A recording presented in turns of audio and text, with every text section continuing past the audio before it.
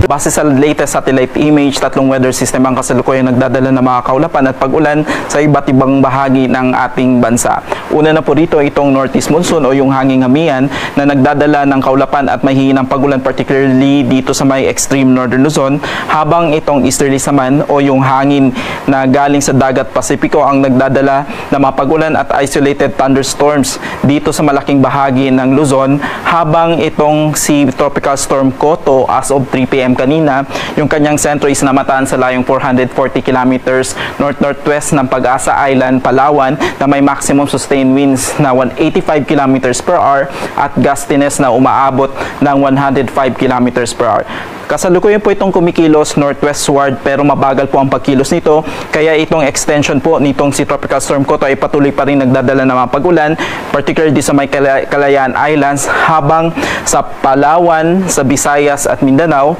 patuloy pa rin tayong makakaasa ng magandang panahon, ngunit may mataas na tsansa ng mga isolated rain showers or thunderstorms, lalo na po sa bandang hapon at gabi.